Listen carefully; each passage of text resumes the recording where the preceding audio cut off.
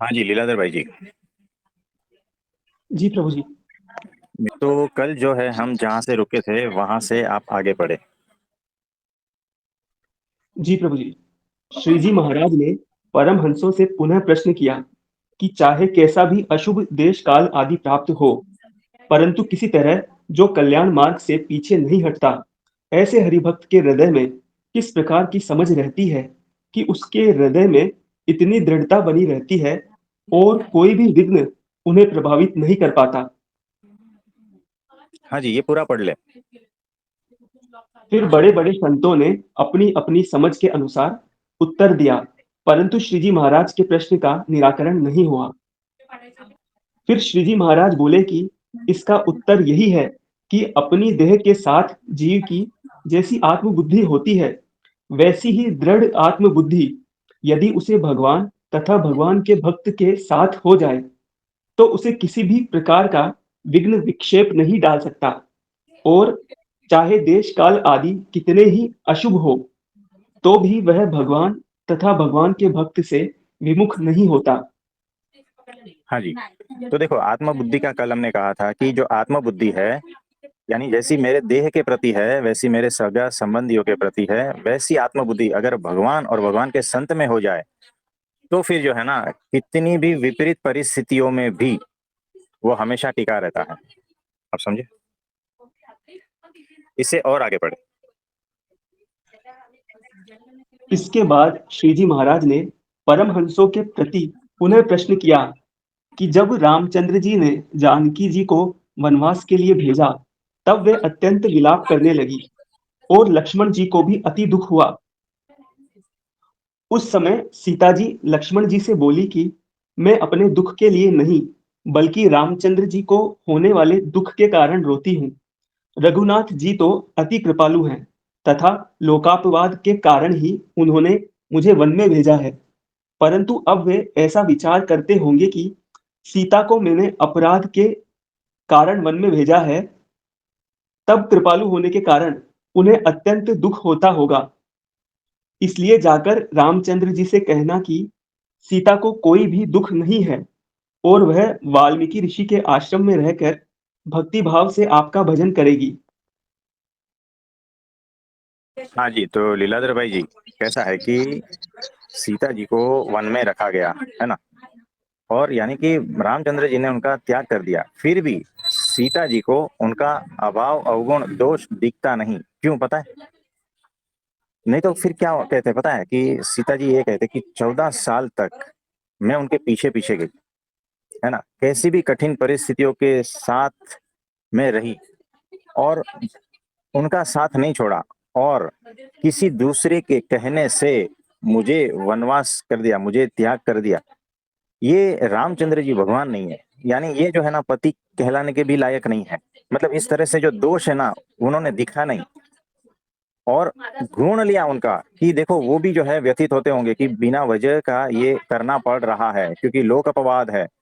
यानी जो राज्य में लोग जिस तरह से बातें करते हैं उस हिसाब से ये सारा कुछ किया गया है ना, इसीलिए वो भी दुखी रहते होंगे।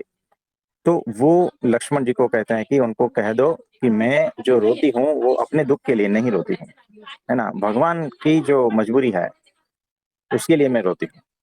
ठीक है, इससे और आगे बढ़े। इस प्रकार सीता जी ने लक्ष्मण जी द्वारा संदेश भेजा, किंतु रामचंद्र जी का किसी भी प्रकार से अवगुण नहीं देखा। इस प्रकार एक हरिभक्त तो ऐसा है जो भगवान और उनके भक्तों पर किसी भी तरह का दोष नहीं बढ़ता और उसमें वैराग्य एवं स्वधर्म सामान्य रूप से बने रहते हैं। तो देखो भगवान में और भगवान के भक्तों में किसी भी प्रकार का दोष न देखने वाली दृष्टि, सीता जी की समझ देखो, उनकी समझदारी देखो, वो वैसे भक्त हैं। सीता जी जो है भगवान और भगवान के भक्तों में किसी भी प्रकार का दोष देखते नहीं, वैसी उनकी दृष्टि है। तो ऐसा कोई है, उसका संगत करना है, ये कह रहे हैं। इससे और आगे बढ़े। तथा दूसरा हरिभक्त वह है जिसमें वैराग्य और धर्म की भावना तो अत्यधिक सुदृढ़ है, परंतु सीता जी जैसा विवेक नहीं है।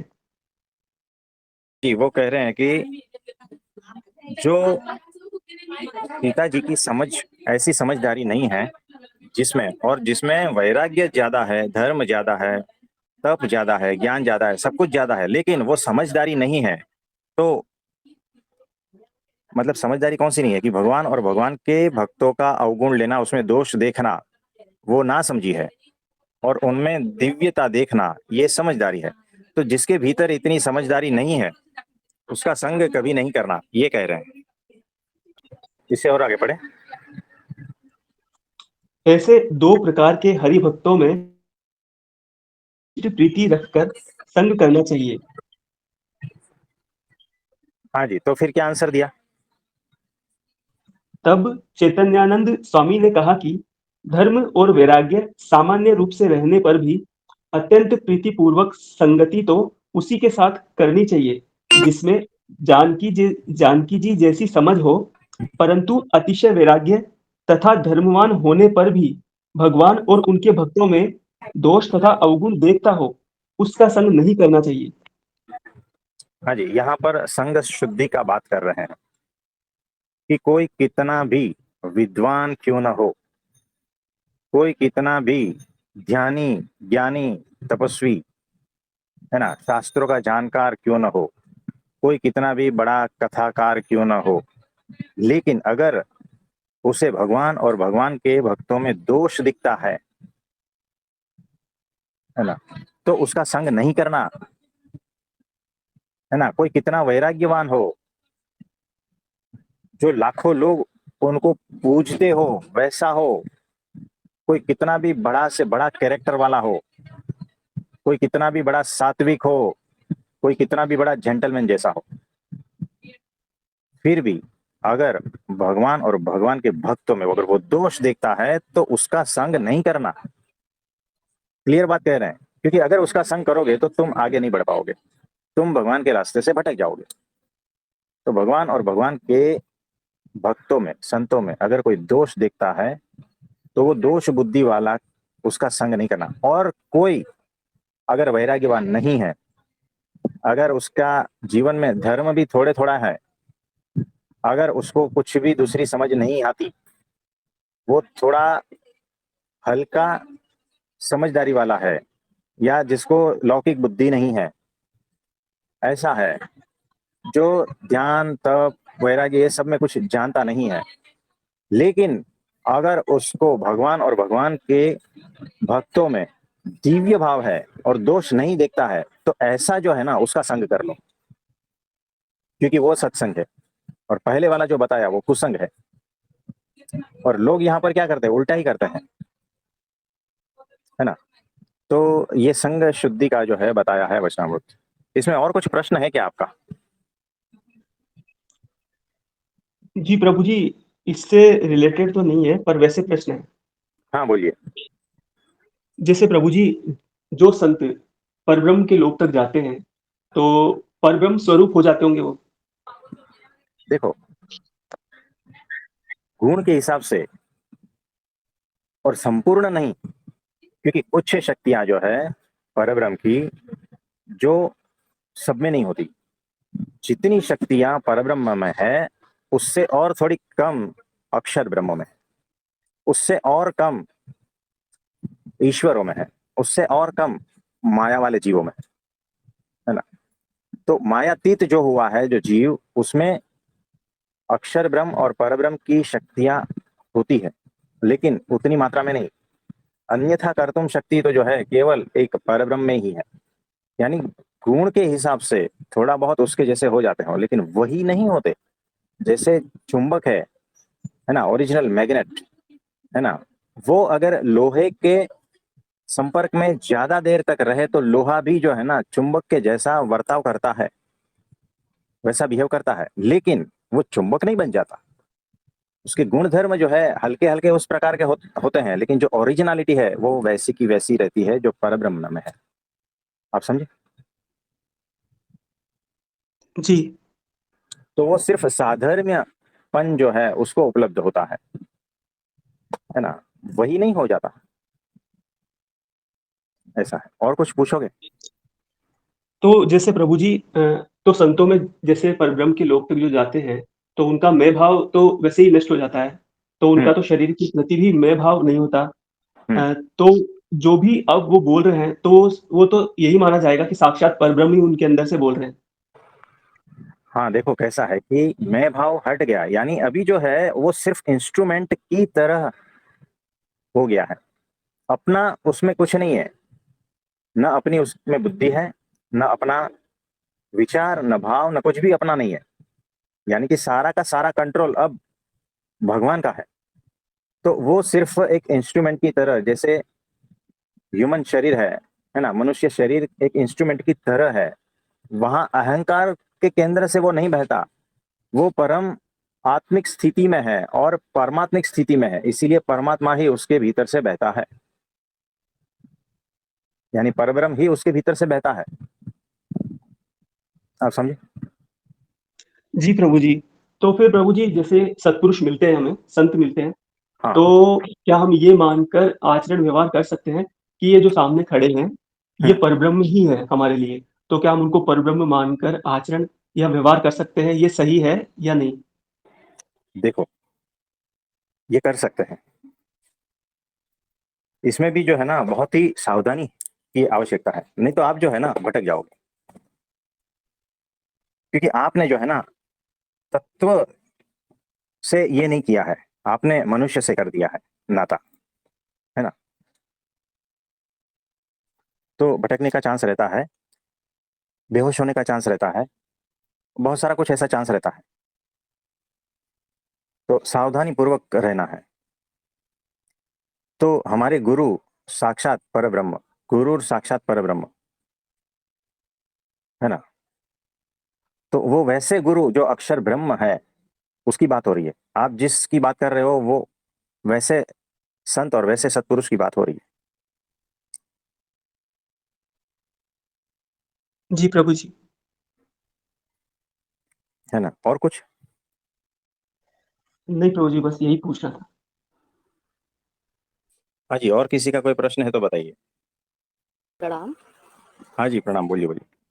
हाँ, मेरा प्रश्न है, मैं कुछ पढ़ती हूँ। श्री कृष्ण का संवाद अर्जुन और दुर्योधन से। श्री कृष्ण ने दुर्योधन से कहा, तुम मेरे पास योजना लेकर आए थे और अर्जुन प्रार्थना यानी याचना लेकर आए थे। योजना बुद्धि से बनाई जाती है और याचना यानी प्रार्थना हृदय से की जाती है। जो योजना लेकर आता है मैं उसे सहयोग दे देता हूँ, और जो याचना यानी प्रार्थना लेकर आता है उसके साथ मैं रहता हूँ। तो इसको बताएं प्लीज। हाँ नहीं, देखो कैसा है कि वो भगवान को चाहते थे ना, अर्जुन जो है ना वो भगवान को चाहते थे, तो उसी हिसाब से उनके सामने पेश हुए, है ना, वो याचना कुछ उस तरह से लाए थे कि भगवान आप ही हमारे पास रहो, आप ही हमारे साथ रहो, इस तरह से। और वो जो है योजना, प्लानिंग, बुद्धि, ये सब कुछ जो लेके आया था दुर्योधन, तो उस हिसाब से वो भगवान ने उसको वैसा जवाब दिया और वैसा उनके साथ में आचरण व्यवहार सब कुछ किया। तो सिंपल सी बात है। और कुछ प्रश्न है इसमें? हाँ, मेरा तात्पर्य ये था कि हम लोग यहाँ पर भगवान के साथ के लिए आए हैं, न कि सहयोग के लिए। क्योंकि सहयोग तो संसार वाला भी दे देता है, तो हमें इसमें मेन भगवान के साथ पर ध्यान देना है ना। और भगवान साथ उन्हीं का देता है जो हृदय से प्रार्थना, निवेदन, प्रेम, भक्ति उसमें रहते हैं। ये मेरा पूछने का तात्पर्य था आपको। हाँ जी, तो बराबर ही कह रहे हो, सही बात है। तो जो भगवान के साथ में बुद्धि, तर्क और इस तरह से जुड़ता है, तो भगवान भी उसको उस तरह से ट्रीट करते हैं, है ना, और जो हृदय से जुड़ता है तो उसको उस तरह से ट्रीट करते हैं। और कुछ? हम्म, हाँ, इससे अलग हटके है कुछ पूछूं? हाँ पूछिए। ये भी एक प्रश्न है कि श्री कृष्ण जैसा जादूगर आए तुम्हारे जीवन में और जादू सर चढ़कर ना बोले तो कहीं ना कहीं गड़बड़ है। और इस जादूगर कृष्ण में तो कोई कमी नहीं है, क्योंकि वो तो पूर्ण है। तो इस पर बताएं।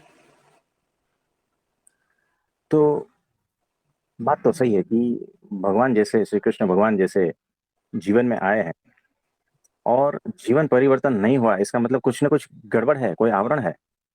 यानी देखो, जो इलेक्ट्रिसिटी जहां से उत्पन्न होती है ना, वो स्टेशन पूरा वो आपके घर के बगल में है, लेकिन आपके घर में अंधेरा है, पंखा चालू नहीं है, फ्रिज चालू नहीं है, तो कहीं ना कहीं गड़बड़ है क्या, नहीं बताओ। तो कहीं ना कहीं कनेक्शन में गड़बड़ है, भगवान के साथ कनेक्शन में कहीं ना कहीं गड़बड़ है। अगर वही जो है इलेक्ट्रिसिटी के तार जो है अगर जुड़ जाए, स्विच चालू हो जाए, तो इलेक्ट्रिसिटी जो है घर में आ जाएगी, पंखा चालू होने लगेगा, ट्यूबलाइट जलने लगेगी। वैसे ही अगर भगवान के साथ तार जुड़ गए तो वो श्री कृष्ण भगवान भीतर नाचते हैं हमारे, है ना। वो वैसा हो जाता है, जीवन बदल जाता है।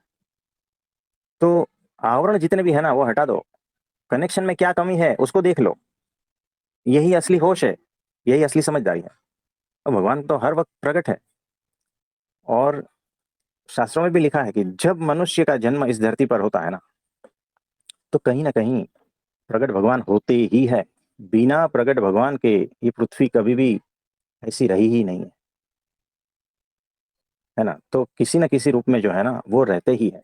पहचान में आना चाहिए, कनेक्शन होना चाहिए, तब बात बनती है ना।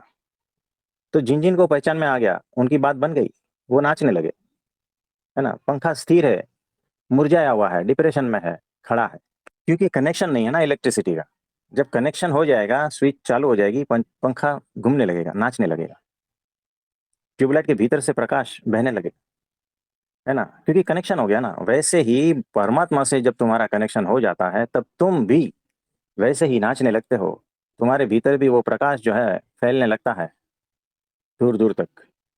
यही होता है। तो सही तो बात है। और कुछ इसमें कहना है?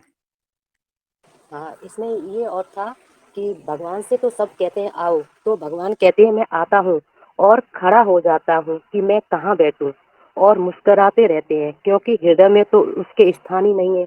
मैं कहाँ बैठूं, मैं तो तैयार हूँ, पर बैठूं कहाँ, उसके हृदय में तो स्थान नहीं है उसमें जिसमें मैं बैठ पाऊँ, क्योंकि उसके हृदय में क्रोध है, काम है, ईर्ष्या है, जलन है, अहंकार है। तो भगवान कहता है कि मैं उसके हृदय में ही बैठता हूँ जिसका हृदय साफ रहता है, यानी मुझे पूरा मन चाहिए, उसके मन में ही बैठता हूँ। क्योंकि हमारे मन में घृणा, ईर्ष्या, द्वेष ये चलता रहता है ना, तो इसलिए भगवान पास में खड़ा है लेकिन मन में बैठ नहीं पा रहा है, क्योंकि उसने स्पष्ट बोल दिया है कि मुझे पूरा खाली मन चाहिए, उसी में मैं बैठ सकता हूँ, और निर्मल मन चाहिए। हाँ जी, तो सही तो बात कर रहे हैं कि भगवान के रहने का जो स्थान है वैसा तो तुम बना दो भीतर से, है ना, तब वो रहेगा, नहीं तो नहीं रहेगा, है ना। तो वो पात्रता की बात कर रहे हैं कि वहां पर जो है भगवान के रहने का स्थान, भगवान के रहने का पात्र वैसा अगर भीतर है तो भगवान रहेंगे भीतर, भीतर से ही वो प्रकट हो जाएंगे। पात्र बन जाओ, बात खत्म हो गई। और कुछ? हाँ, बस इसमें इतना ही जाना है कि भगवान स्वच्छ मन में, साफ मन में, निर्मल मन में और निस्वार्थ मन में आता है। अगर बिल्कुल ही हमारे अंदर संसार का कुछ भी है तो भगवान पूरा आ ही नहीं पाएगा। तो इसके लिए बहुत हाँ बहुत जी, थैंक यू, बराबर आपकी बराबर। सेवा में नमन प्रणाम। हाँ जी। तो आप सभी को मेरा नमस्ते प्रणाम। और आप सभी भी जो है भगवान के रहने का स्थान अपने भीतर बनाए, ऐसा पात्र बने, ऐसा उपलब्धि हो आप सभी का, ऐसा भगवान से प्रार्थना करते हैं। सभी को मेरा नमस्ते प्रणाम।